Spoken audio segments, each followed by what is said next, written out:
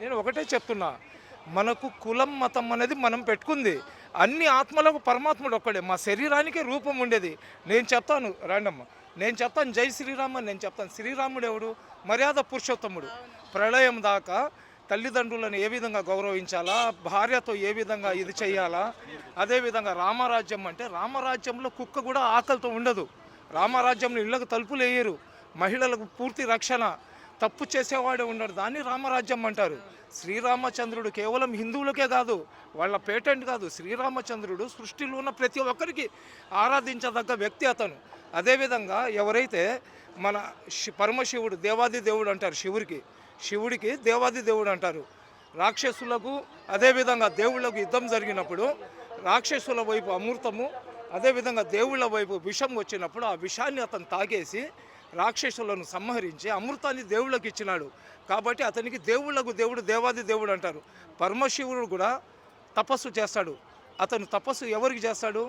ఏకేశ్వరుడికి చేస్తాడు. ఆ ఏకేశ్వరుడినే మనం అందరం వాళ్ళ బిడ్డలమే. మేము అల్లా అంటున్నాం, వాళ్ళు దేవుడు అంటున్నారు.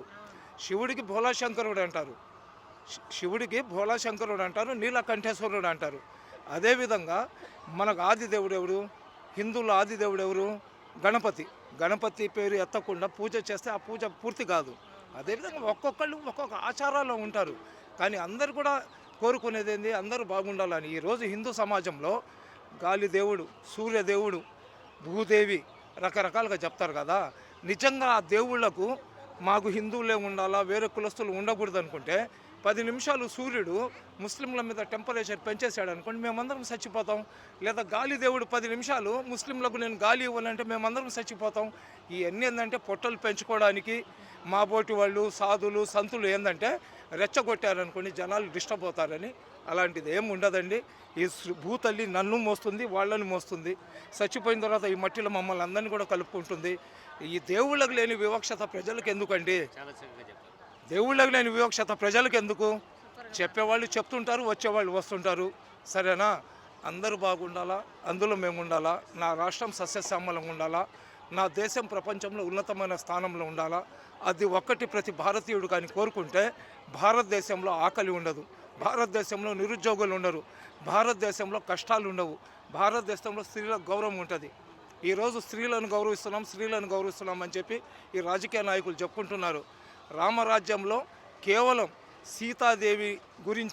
సీతాదేవిని రావణాసురుడు అపహరించినాడు కాబట్టి స్వర్ణలంకను సర్వనాశనం చేసేశారు. ఈరోజు ప్రతిరోజు కులము లేదు, మతం లేదు, వయసుతో నిమిత్తం లేకుండా 5 సంవత్సరాల చిన్నారి కాడి నుంచి 100 సంవత్సరాల ముస్లిం ఆమె దాకా మానభంగాలు, హెరాస్మెంట్లు మహిళల మీద జరుగుతున్నాయి. దాని మీద చర్యలు తీసుకోకుండా కులాల మతాల మీద చిచ్చు పెడితే ఏం వస్తుందండి? ఈ దేశాన్ని ముందుకు తీసుకొని వెళ్ళండి. గోవును గౌరవించినట్లు స్త్రీలను ఏం చెప్తారక్క?